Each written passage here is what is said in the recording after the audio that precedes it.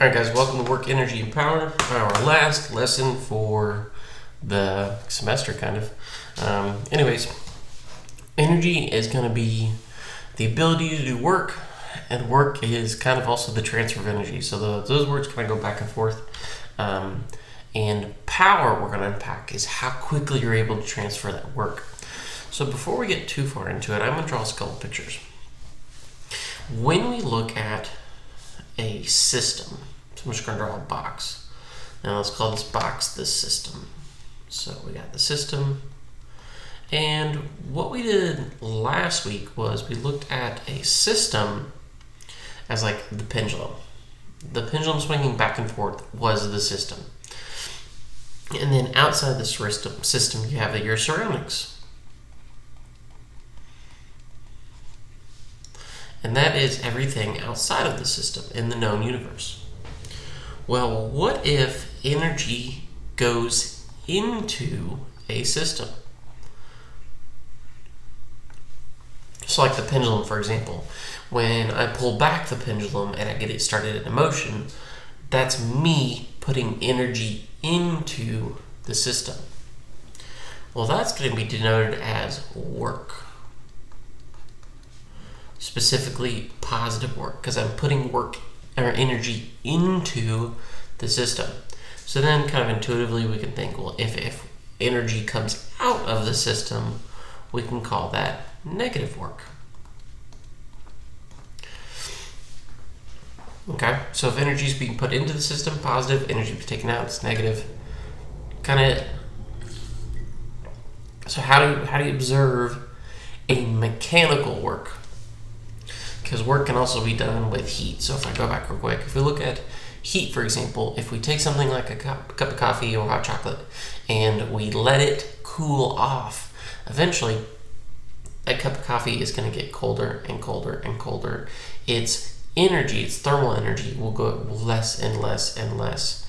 And if we consider just the cup of coffee or the hot chocolate our system, the atmosphere is doing work on it because it's taking heat energy or thermal energy out of the cup of coffee and into the surroundings.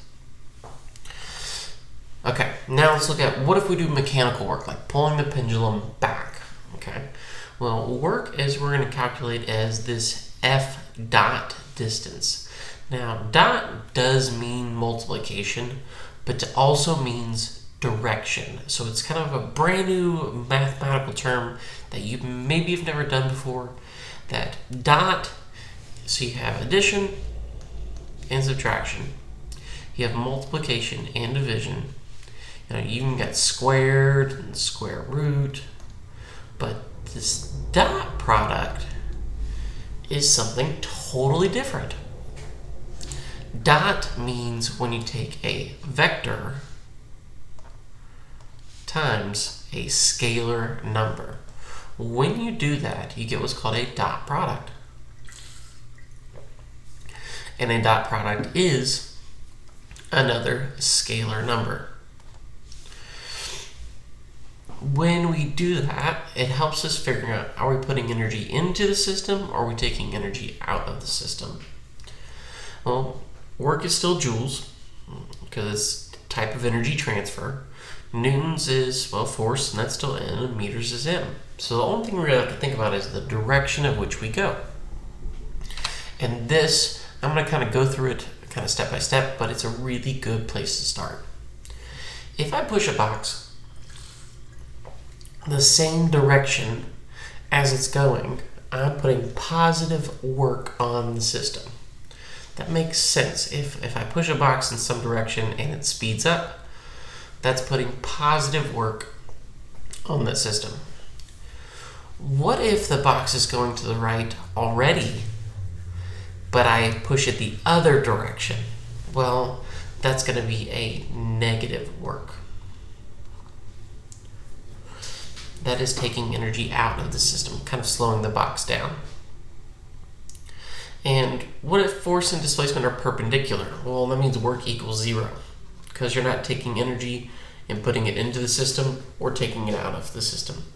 So if force and displacement, let's do this in let's just red so you can see a little better.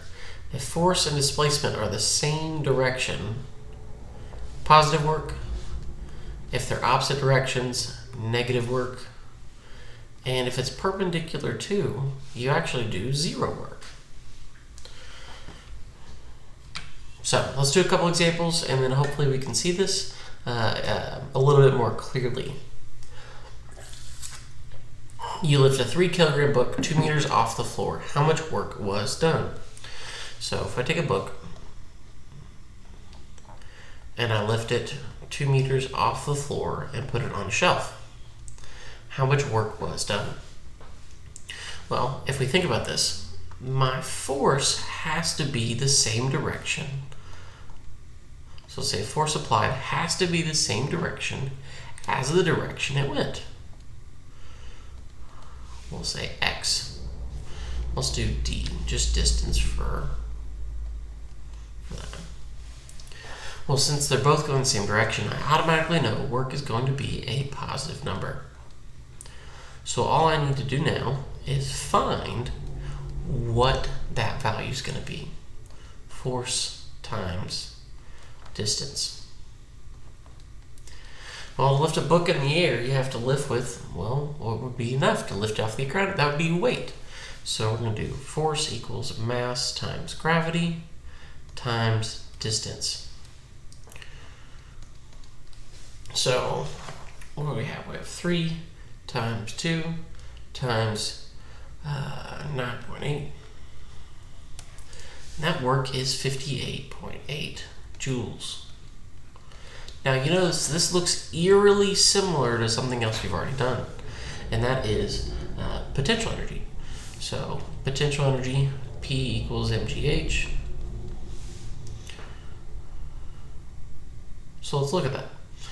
Well, mass is mass, gravity is gravity, and the distance we went was height. So we notice that the work I did on the system is equal to the potential energy at the top.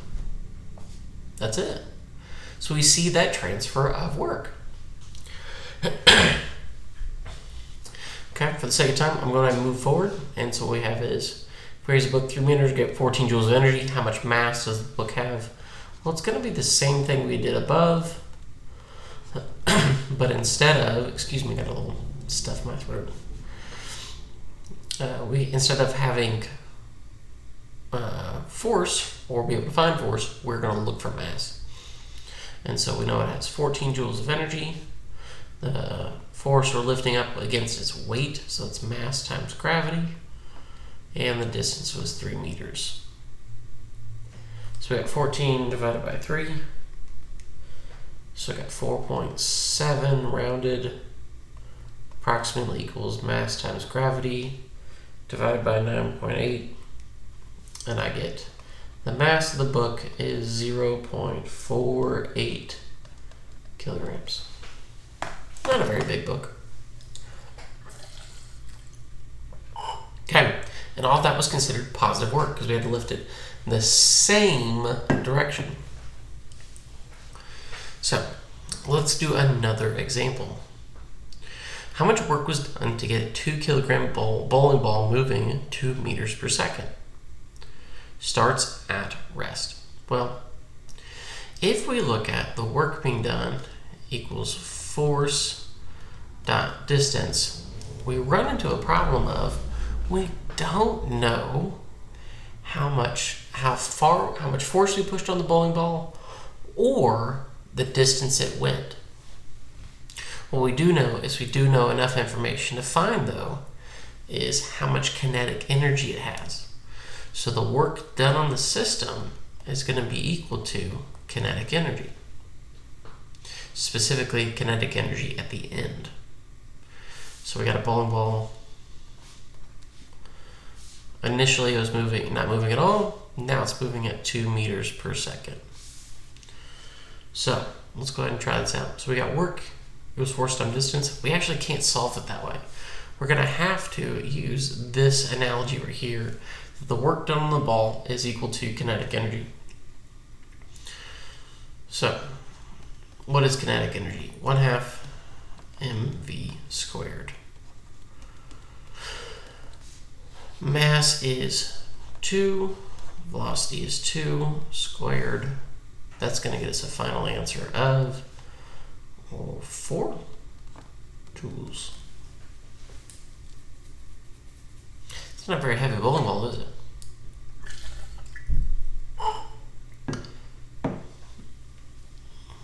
Okay. A 0.5 kilogram baseball was thrown at 14 meters per second. How much work would be done to stop the baseball?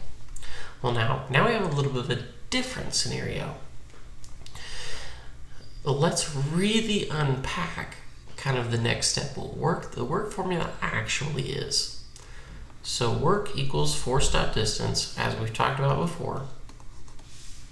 But work is also defined as the change of energy. Is energy going to be put into the system, or energy going to be taken out of the system?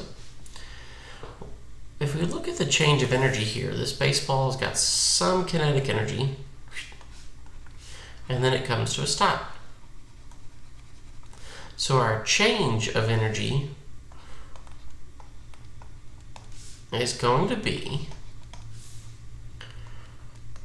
kinetic energy final minus kinetic energy initial.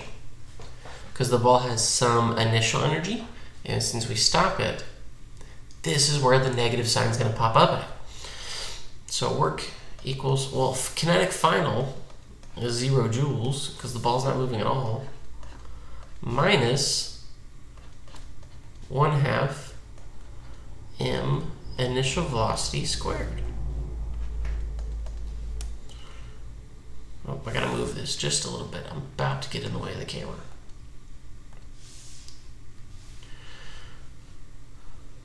So we got negative 1/2, mass is 0.5,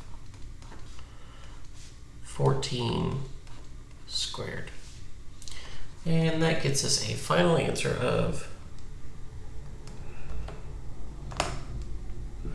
times 0.5 times 14 squared. Negative 49 joules. And that makes sense because we took energy out of the system. We had to stop the baseball to slow it down. Should be a negative work. Okay. What if we take work and we look at the next step of it, and that's power. Power is how fast that work is done. So you think of like a really strong engine and a Ferrari versus a Prius. Is that the engine rating that the Ferrari is going to have a whole lot more horsepower, and so since it has more power, it's able to do more work more quickly. So that's why Ferrari can go 0 to 60 really fast, but the Prius takes a considerably or comparatively a whole lot longer. It's because power is how quickly work is done.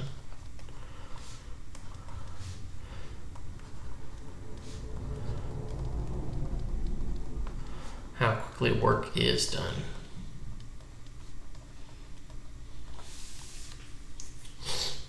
Power is going to be, or work is still going to be rated in joules. Time is measured in seconds, but power is for this class rated going to be what's called watts, or what is the wattage of the system. So sometimes you hear watts when you talk about light bulbs and kind of their power rating. Sometimes you talk about watts and some motors. You could also look at watts and horsepower, but we're not going to do that. We're just going to be in watts for this class. There probably should be an S here too, just to make sure. When we're looking at power, we look at watts, joules, and seconds. All right, let's continue on. All right, what is the work done by a horse that is pulling a cart with a mass of 150 kilograms by 10 meters in 20 seconds? I think this is the last one, and we're going to be done. I'll do the warm-up later.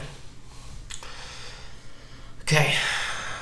Well, power is denoted by the work divided by time.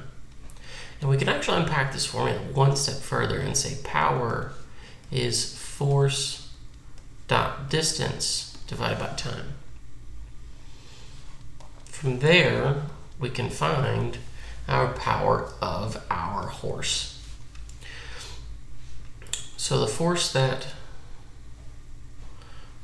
pulling cart with a mass of 150 kilograms by 10 meters in 20 seconds. Ooh, I didn't put what direction this is. It pulling cart that's on a pulley going up, or that's a kind of a misnomer of a question. So let's change this question a little bit. Let's say let's pulling cart with a force of 150 newtons. There we go. That was a vague question. That was actually could be interpreted in multiple different ways, but now hopefully it won't be. So 150 dot 10 divided by 20 seconds. Now, since the force and the direction are both positive, we know that this is positive work on the system. So 150 times 10 divided by 20, that's going to be 75. Is that right? Yeah, 75. Is that right? Double check on my calculator. We got 120 or 150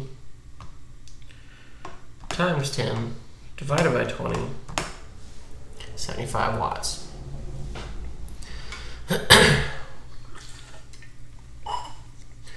Alright, man lifts a mass through a vertical line. There we go, we got direction there. With a height of 1.5 meters in 4 seconds. What is the power of a man?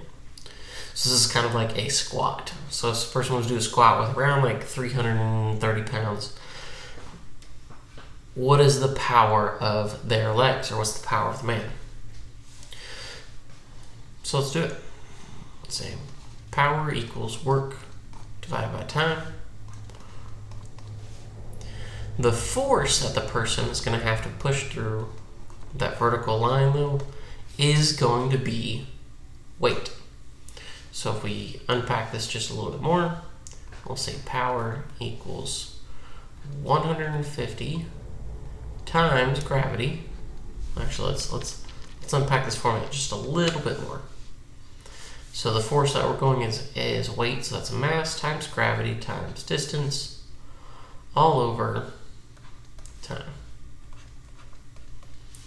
So mass is 150, gravity is 9.8, distance is 1.5, all over 4 seconds. That's going to be one powerful man. 150 times 9.8 times 1.5, we get 220,